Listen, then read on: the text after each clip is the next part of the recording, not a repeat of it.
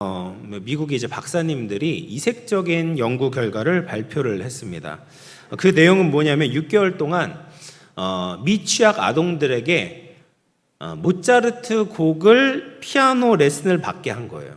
그리고 받지 않은 아이들이죠. 아이들과 어떻게 그 영향이 달라졌는지를 비교를 해봤는데 그 피아노 레슨을 받은 친구들이 학습 능력이 더 뛰어났다고 합니다. 특별히 이제 수학과 과학에 있어서 좋은 결과가 나타났다라는 거예요. 그래서 좀 더 확실한 근거를 얻기 위해서 대학생들에게도 비슷한 실험을 해보았습니다. 그래서 학생을 두 그룹으로 나눈 후에 한쪽에는 10분간 모차르트 곡을 들려주고 다른 한쪽에는 들려주지 않고 수학과 과학 시험을 보게 했습니다. 그랬더니 음악을 들은 학생들이 듣지 않은 학생들에 비해서 더 높은 점수를 얻었다라는 것이죠. 그래서 또 다른 음악은 어떨까 해서 다른 실험을 해보았습니다. 이번에는 시끄러운 락 음악을 들려주고 시험을 치러봤는데 평소보다 낮은 점수를 받게 된 거예요. 식물들에게도 비슷한 연구 결과가 나타났습니다. 하루에 3시간씩 록 음악, 아까 얘기했던 그 록 음악을 식물들에게 들려주었더니 애호박에 주름이 생기고 토마토가 납작해지고 옥수수가 구부러지는 듯한 그런 모습이 나타났다는 것이죠. 반면에 왈츠나 클래식 음악을 들려주니까 식물들이 싱싱하게 잘 자라고 또 열매도 더 풍성하게 맺혀졌다라는 거예요. 그래서 내린 결론은 우리가 듣고 있는 음악이 얼마나 중요한지를 이 연구 결과를 통해서 알 수가 있었던 것이죠. 그래서 우리의 두뇌가 활성화되고 학습 능력과 생산성 향상에 있어서도 음악은 중요한 영향을 미치는 것입니다. 그래서 음악은 영혼뿐 아니라 우리 육체에도 영향을 끼칠 수 있어요. 그래서 좋은 음악을 선별해서 듣는 것이 아주 중요합니다. 감사하게도 성도에게는 가장 좋은 음악이 있습니다. 바로 찬양이죠. 하나님을 높이고 우리의 신앙을 표현하는 찬송은 가장 좋은 음악입니다. 찬송은 신앙생활에 있어서 필수적인 것이죠. 개인적으로나 교회 공동체로 볼 때 찬양이 없는 이 교회는 생각할 수가 없습니다. 그래서 찬양이 풍성하면 우리의 신앙도 풍성해지고 또 반대로 찬양이 연약해지면 우리의 신앙도 쪼그라들게 되어 있어요. 그래서 이 시간 찬양을 사랑했던 다윗을 통해서 다시 한번 찬양의 중요성에 대해서 우리가 생각을 해보고 올바른 찬양 생활을 통해서 승리하는 저와 여러분 될 수 있기를 주님의 이름으로 축원을 드립니다. 본문 말씀을 보면 이제 다윗이 하나님께 선택을 받아서 기름 부음을 받았습니다. 그리고 일어난 첫 번째 사건을 다루고 있습니다. 그래서 사무엘상 16장 13절 14절을 보면 완벽한 대조를 이루는 것을 보게 됩니다. 13절에서 보면은 이제 다윗이 사무엘에게 기름 부음을 받아서 하나님의 영으로 충만하게 되었습니다. 근데 14절을 보면 반대로 하나님께서 사울을 버리게 되자 여호와의 영이 사울에게서 떠나갔고 하나님이 부리시는 악령이 그를 번뇌하게 했다라고 기록하고 있어요. 그래서 다윗은 하나님의 영으로 충만했고 사울은 하나님의 영이 떠나고 악령에 시달리고 있는 모습을 보이고 있는 것이죠. 여러분, 이 구절에서 우리가 오해하지 말아야 되는 것은 하나님께서 일부러 사울에게 악령을 집어넣으신 것이 아닙니다. 그러니까 하나님이 떠나고 하나님의 영이 거하지 않을 때 그 빈 공간을 악령이 차지하게 된다는 것을 보여주고 있는 것이죠. 사울에게 있어서도 여호와의 신이 하나님의 영이 함께 했던 적이 있었습니다. 사무엘상 10장 10절 말씀을 보시면 같이 읽어볼게요. 시작. 그들이 산에 이를 때에 선지자의 무리가 그를 영접하고 하나님의 영이 사울에게 크게 임함으로 그가 그들 중에서 예언을 하니. 그러니까 사울도 다른 선지자들처럼 하나님의 말씀을 예언할 정도로 하나님의 성령이 강력하게 역사했던 적이 있었다라는 거예요. 그런데 구약 시대에는 안타깝게도 성령이 한 번 오셨다고 해서 계속 그 사람 안에 내주하시는 것이 아니었습니다. 얼마든지 성령의 역할이 끝나면 그 사람을 떠나곤 하셨어요. 그래서 사울은 이제 하나님께 버림을 받고 이스라엘의 왕으로서의 이제 그 역할을 감당하지 못하게 되자 하나님의 영을 거두어 가신 거예요. 지금까지의 사울의 어떤 행태를 보게 되면 그럴만했다라는 것을 우리가 충분히 납득할 수 있습니다. 그래서 두 번의 전쟁이 있었잖아요. 블레셋과의 전쟁에서 사울은 사무엘을 기다리지 않고 사무엘을 무시하고 스스로 번제와 화목제물을 드렸습니다. 뿐만 아니라 아말렉과의 전쟁에 있어서도 하나님께서 그에게 승리를 주셨음에도 불구하고 아가강을 죽이지 않고 살려두었고, 그리고 좋은 전리품들을 이제 가지게 되었던 것이죠. 그런 것들이 다 무엇을 보여줍니까? 사울이 하나님의 말씀을 듣지 않았다는 것을 보여주는 거죠. 사울이 왕이 된 것은 자신의 능력으로 된 것이 아니라 성령의 능력으로, 하나님의 도우심으로 된 것이었습니다. 그런데 마치 자기 힘으로 된 줄로 착각하면서 성령님을 인정하지 않았습니다. 하나님의 말씀에 순종하지 않았습니다. 그럴 때 하나님은 그의 왕위를 박탈하시고 성령께서 그를 떠나가게 되셨다라는 거예요. 그래서 우리가 사울을 통해서 보게 되는 것은 하나님께서 우리와 함께 하시는 것이 얼마나 큰 축복이고 은혜인지를 깨닫게 됩니다. 하나님이 없으면, 하나님이 보호해 주시지 않으면 우리는 사울과 같이 괴로울 수밖에 없습니다. 우리가 하나님의 보호 아래 일상적인 생활을 하는 것은 당연한 것이 아닙니다. 주어진 음식을 먹고 평안하게 자는 것이 결코 당연한 것이 아니죠. 하나님을 떠나게 되면 그것이 당연하지 않다라는 것을 깨닫게 되잖아요. 하나님을 믿지 않으면 세상이 들어오고 또 세상에 점령을 당하면 깨닫게 됩니다. 열심히 살아도 불안합니다. 먹을 것이 있어도 잘 넘어가지가 않습니다. 쉬어도 쉰 것 같지 않고 누워도 잔 것 같지가 않습니다. 잊고 싶어도 자꾸 생각이 나고 점점 평안을 상실하게 됩니다. 하나님을 믿고 하나님의 말씀 가운데 살아가는 이 일상의 축복이 얼마나 크고 놀라운 것인지, 이것을 잃어버리고 나서야 비로소 깨닫게 되는 것이죠. 사랑하는 성도 여러분, 하나님이 우리와 함께 하시는 것이 가장 큰 축복인 줄 믿으시기를 바랍니다. 우리가 지금 누리고 있는 이 일상의 축복은 내 힘으로 된 것이 아닙니다. 내 힘으로 얻은 것처럼 착각하면서 하나님을 멀리하고 하나님을 떠나게 되면 그런 것들이 어느샌가 사라져버리게 되는 거예요. 잃어버리고 나서 되찾으려고 하는 것은 어리석은 자의 모습입니다. 우리에게 주신 하나님의 은혜와 축복을 늘 기억하고 감사하며 살아가는 저와 우리 영암의 모든 가족들 다 될 수 있기를 주님의 이름으로 축원합니다. 그렇게 이제 사울이 번뇌하고 괴로워할 때 사울의 신하들이 한 가지 제안을 하는 거예요. 수금을 잘 타는 사람을 한번 구해보자. 요즘식으로 말하면 음악 치료를 한번 받아보십시오라고 제안을 하고 있습니다. 사울이 그들의 조언을 듣고 사람을 구하기로 합니다. 그때 소년 중 한 사람이 대답을 하는데 베들레헴 사람 이새의 아들을 추천하는 거예요. 사무엘상 16장 18절 우리 같이 읽어보겠습니다. 시작.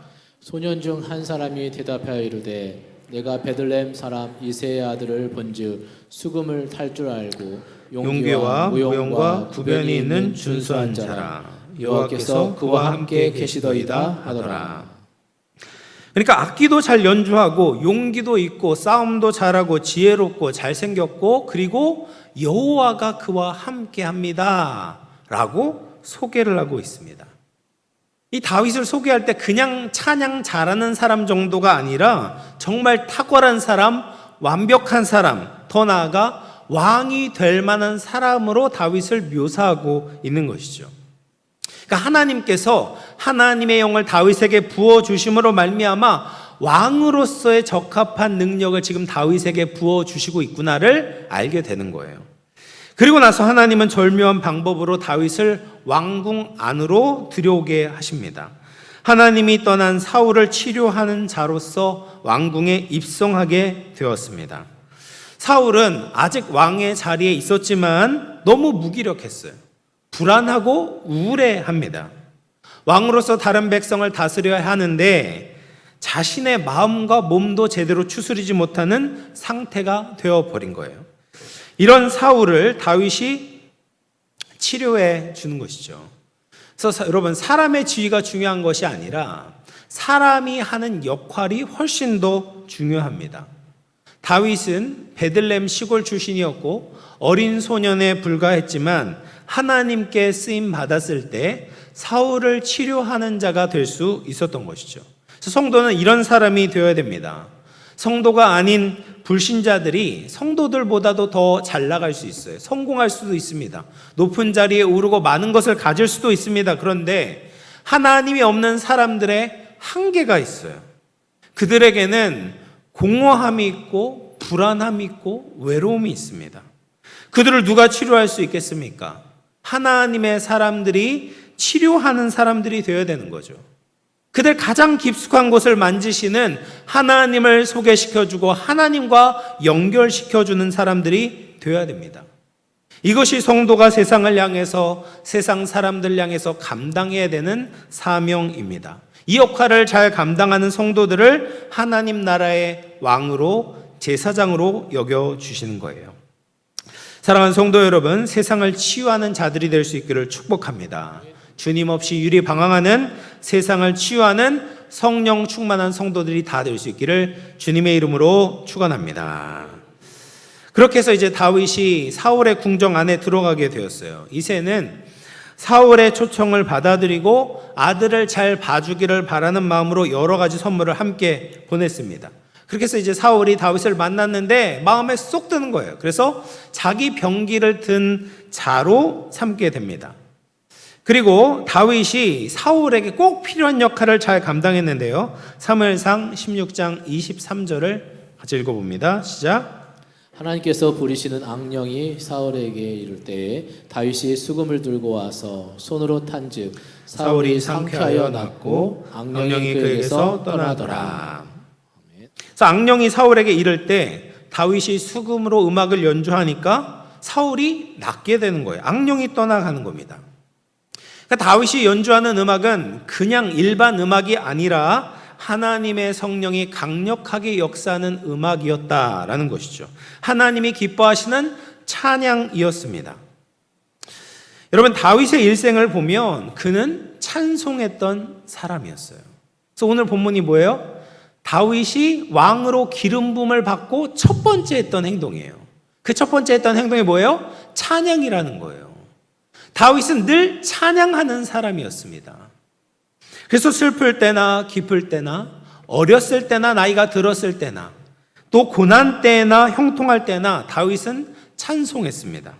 또 들판에서도 찬송하고 왕궁에서도 찬송했어요. 왕이 되어서는 여러 가지 악기를 만들고 찬양대를 조직했습니다. 그리고 시편에 많은 시편을 다윗이 작사 작곡을 했던 것이죠. 다윗의 일생은 찬양을 빼놓고는 설명을 할 수가 없습니다. 그리고 다윗의 찬송이 어디에서 나옵니까? 바로 성령의 충만함에서 나오는 것이죠. 우리가 신앙생활을 잘하고 있는지를 알아볼 수 있는 척도들이 여러 가지가 있죠. 그 중에 하나가 우리가 찬양을 잘하고 있느냐를 보면 알 수가 있습니다. 여러분, 노래 잘하는 사람은 많이 있잖아요. 그런데 찬양은 노래와 다릅니다. 하나님 보좌에 올라가는 찬양은 인간적인 기술이나 실력으로 되는 것이 아닙니다.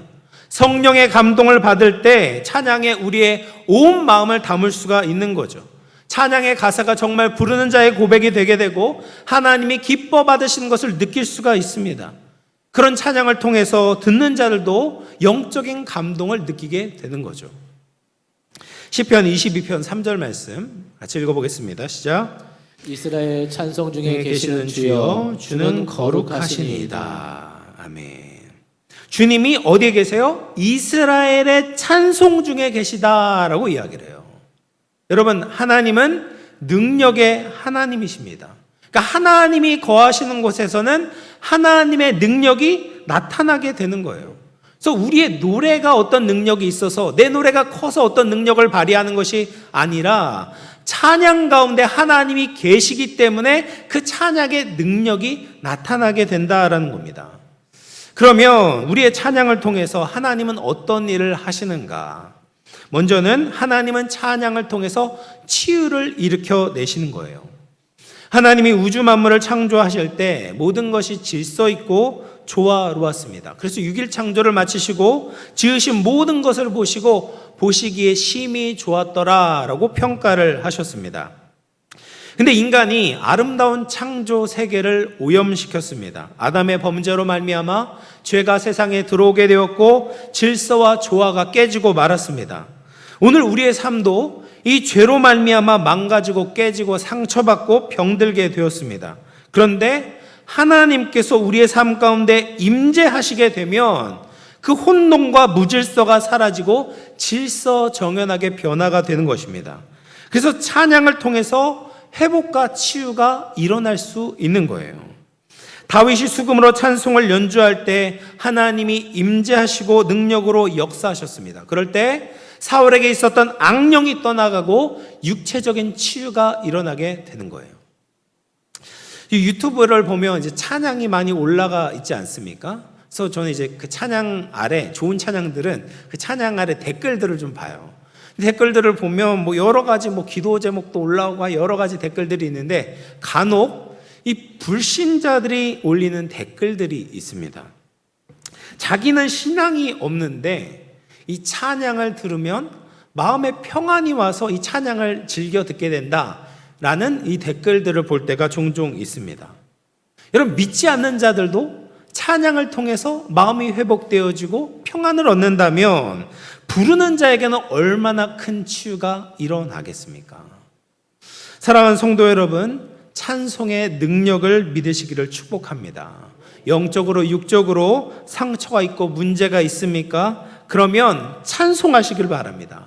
하나님이 임재하셔서 놀라운 능력으로 인생을 회복시켜 주시고 우리의 심신에 병든 것도 주께서 치유해 주실 줄로 믿습니다. 두 번째로 이제 찬양을 통해서 하나님은 우리에게 승리의 역사를 경험하게 하십니다. 인생을 살다 보면 고난과 환난을 만나게 됩니다. 내가 넘을 수 없는 심각한 도전 앞에서 우리가 찬양을 부르면 하나님이 우리를 도와주시고 승리케 하십니다. 시편 40편 2절과 3절 말씀을 같이 읽어봅니다. 시작. 나를 기가 막힐 웅덩이와 수렁에서 끌어올리시고 내 발을 반석 위에 두사 내 걸음을 견고하게 하셨도다. 새 노래 곧 우리 하나님께 올릴 찬송을 내 입에 두셨으니 많은 사람이 보고 두려워하여 여호와를 의지하리로다. 아멘. 다윗은 웅덩이와 수렁에 빠졌을 때 하나님을 바라보는 거죠. 하나님을 찬송하는 겁니다. 그럴 때 하나님은 그 다윗의 고난을 바꾸어서 사람들을 향한 간증이 되게 하시고 주님을 전하는 도구로 변화시켜 주시는 거예요. 여러분, 이것이 바로 영적인 승리죠. 사도행전 16장을 보면 바울과 실라가 빌립보 감옥에 갇힌 사건이 나오게 됩니다. 복음을 전했는데 선행을 베풀었는데 애매하게 감옥에 갇혔으니까 얼마나 억울하겠습니까? 매도 맞고 착고에 채워져서 깊은 옥에 갇히게 되었습니다. 그런데 이 바울과 실라가 그렇게 억울한 상황 가운데, 그렇게 절망적인 상황 가운데 기도하고 하나님을 찬양하는 거예요. 그 찬양의 소리를 죄수들이 듣는 겁니다. 그리고 하나님이 들으시는 거예요. 그럴 때 놀라운 역사가 일어나게 되는 것이죠. 옥문이 열리게 되고 착고가 풀렸습니다. 그냥 감옥 밖으로 나갈 수 있게 되었어요. 그런데 바울과 실라는 감옥을 나가지 않는 거예요. 그대로 남아있고 그날 밤에 간수와 그의 가족들에게 복음을 전하고 그들이 예수님을 영접하게 되었습니다. 그리고 그 다음날 감옥에서 풀려나게 되는 거예요. 찬송 중에 임재하시는 하나님의 승리를 얻게 되는 것입니다. 사랑하는 성도 여러분, 아무리 눈앞이 캄캄해도 찬송하시기를 바랍니다. 찬송은 형통할 때만 하는 것이 아닙니다. 답답할 때, 아무것도 할 수 없을 때 살아계신 하나님을 보며 찬송할 수 있습니다. 그럴 때 놀라운 일이 일어나게 됩니다. 이런 찬송을 통해서 승리의 역사를 체험하며 살아가는 저와 여러분 될 수 있기를 주님의 이름으로 축원합니다. 마지막으로 우리가 찬송을 부르면 소망을 얻을 수가 있습니다. 여러분, 인생의 절박한 상황을 만나면 가장 먼저 우리의 마음에 낙심이 찾아옵니다. 내가 어쩔 수 없는 상황들을 마주할 때마다 마음이 지치고 우울함이 몰려드는 거예요. 그런데 찬양을 하면 소망이 생깁니다. 현실 너머의 주님을 바라보게 되는 것이죠. 이후에 살펴보겠지만 다윗은 일평생 동안 수많은 어려움을 겪었어요. 사울왕에게 쫓겨 도망치고 아들에게 쫓겨나고 수치스럽고 부끄러운 실패의 경험들도 있었습니다. 근데 그럴 때마다 다윗은 찬양했어요. 시편 42편 5절 말씀 같이 읽어봅니다. 시작. 내 영혼아 내가 어찌하여 낙심하며 어찌하여 내 속에서 불안해하는가. 너는 하나님께 소망을 두라. 그가 나타나 도우심으로 말미암아 내가 여전히 찬송하리로다. 아멘. 여러분, 낙심될 때, 불안할 때 어떻게 돼요? 하나님을 찬양하는 거예요. 그러면 하나님께서 소망을 허락하시는 겁니다. 다윗이 찬양할 때 하나님이 다윗을 살리시고 다시금 하나님 안에서 소망을 회복할 수 있었던 거예요. 사랑하는 성도 여러분, 우리의 신앙생활을 돌아볼 수 있기를 바랍니다. 혹시 나의 찬송의 샘이 마르지는 않았습니까? 그냥 찬송을 하는데, 찬양을 하는데 습관적으로 입만 뻥긋뻥긋하는 노래를 부르고 있지는 않습니까? 우리가 다윗과 같은 찬양이 회복될 수 있기를 바랍니다. 하나님의 임재가 가득한 찬양이 우리의 삶에 넘쳐날 수 있기를 소망합니다. 그런 소망을 가지고 하나님을 기뻐하고 찬양할 때 우리 안에 계시는 성령께서 우리의 찬양 가운데 기름을 부어주실 줄로 믿습니다. 찬양을 통해 놀라운 일이 일어날 줄로 믿습니다. 에드워드 영이라는 신학자 이렇게 이야기를 했습니다. 찬양은 기도보다 더 거룩하다. 기도는 하늘로 가는 길을 우리에게 보여주나 찬양은 이미 그곳에 먼저 가 있다. 찬양은 우리의 시선과 우리의 마음을 가장 빨리 하나님께로 인도하는 것입니다. 우리 모두가 거룩한 찬양, 하나님이 기뻐 받으시는 찬양을 드림으로 말미암아 치유와 승리와 소망을 가지고 이 세상 가운데 하나님 나라를 선포하고 하나님의 뜻을 이루어갈 수 있는 저와 우리 영암의 모든 가족들 다 될 수 있기를 주님의 이름으로 축원합니다.